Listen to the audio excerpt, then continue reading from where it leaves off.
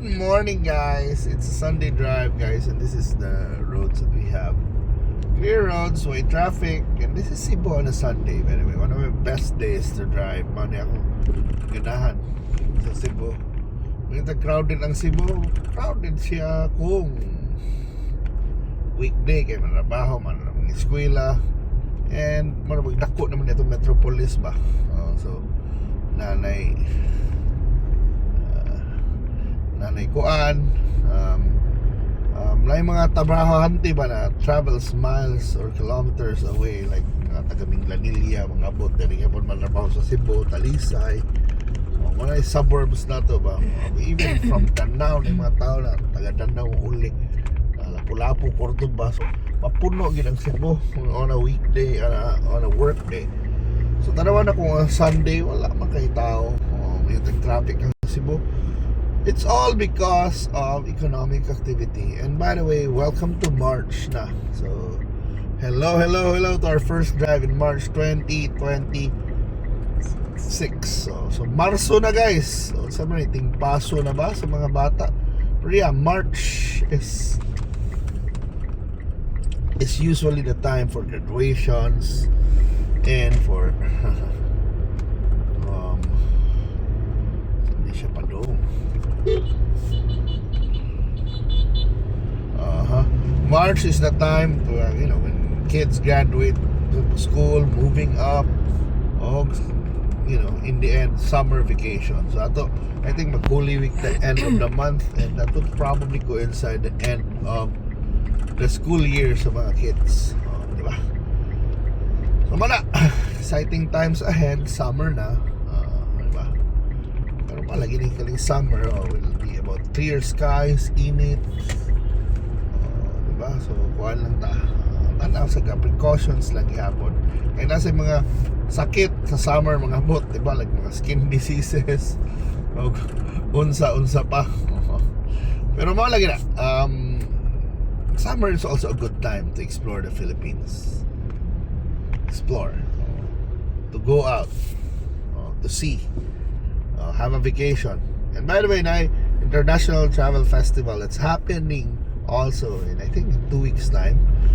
To encourage you, to get the best deals on, travel, tours, even, I guess, not only abroad, naghan rin travel festival mo nagkakaroon ni abroad nilang trip, di ba? Makakuha abroad, makabiyahe abroad.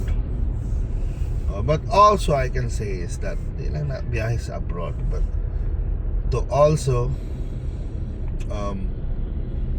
check out, the offerings from our local resorts, hotels, as well as kanang atong mga nearby islands and other destinations. One of which I think that's gonna have a display would be Northern Samar. So I'm gonna make a post on Northern Samar Day because I've been there and I've seen, a potential, something different also. Now it's like pareho itong mga Biri Island, ilang rock formations. I think they have surfing as well. Things that we, Cebu don't know much, diba? So ilang capital is Catarman, and nana na flight going there from via Philippine Airlines. So mana akong ikuan na ba na there are provinces that we can explore, diba? Ito mag-abroad mo kay barato lang. Vietnam, yes, tinuod na. Vietnam, China, tinuod na. But in the long run, hindi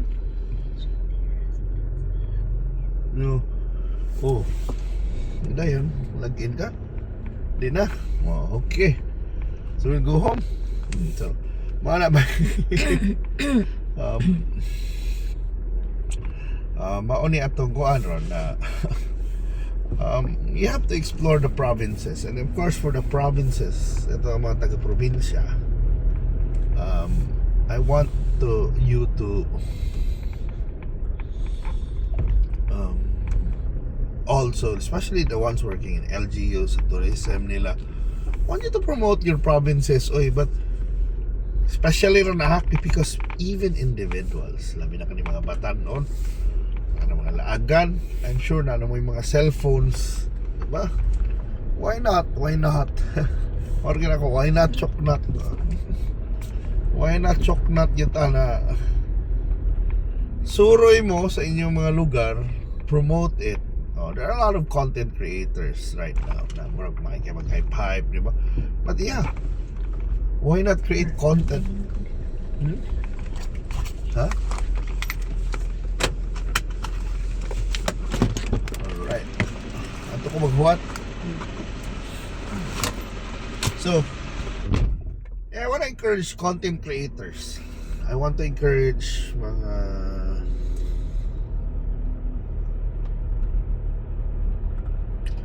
what you call it,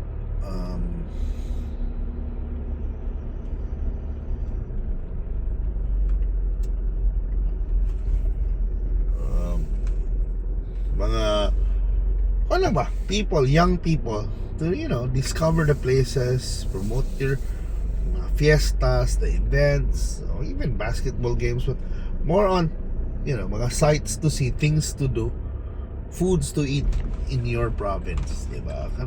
Kana ba, na kuan ba? Sometimes the best promoter should be the locals. So, okay na kung ingon, sometimes it should be.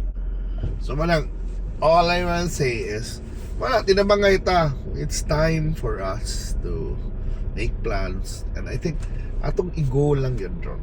Bisag kuan lang ba na one time we can get out of our city or our hometown and explore another town or another city or another island. Bisag tulo lang tingali, di ba, atong goal this summer. Bisag we can go somewhere, 2-3 destinations. Wala akong i-go lang, bisag 3 destinations outside Cebu, gamay ra na. Pero let's be modest, because traveling or going out or kada magbakasyon ka, also mugastog yun ka. I can't say na mahal ba yun ang biyahe sa Pilipinas or travel.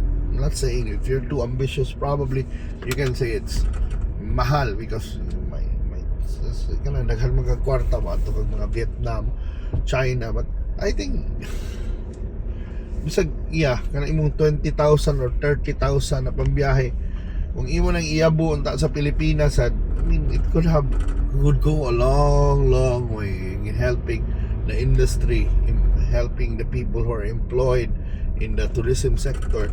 Ano man ako ingon it's also important that we think, we look at the big picture.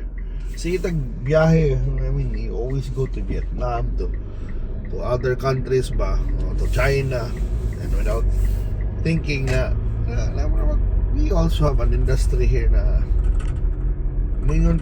has been battered, has been having a hard time. We always shout na we only have 3 gamay ra kay tourists who came to the Philippines, and we even blame lang tas Department of Tourism, when in fact sometimes pwede i-blame, hindi na dapat na to i-blame ang Department of Tourism. We have to blame ourselves also. Nakita naman kayo mo promote sa laing country, di ba? A lot of even creators, a lot of them are even promoting the competition. It's a competition, we have to accept that. Sa tinuod lang kompetensya na, yet we're the ones, even we mock our country that it's expensive. We mock our country, kita unang critic, we mock our country na bati.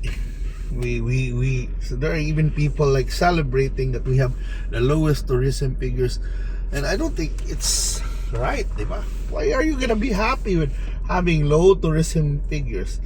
Do you know na kanang ingana na sitwasyon ba will lead to job losses, will lead to difficulties on some people, and sometimes ang funny pagali are the ones who are gloating or even celebrating that nasan sila sa industry na you should understand that pila na ka thousands or even millions of Filipinos are depending on tourism as well.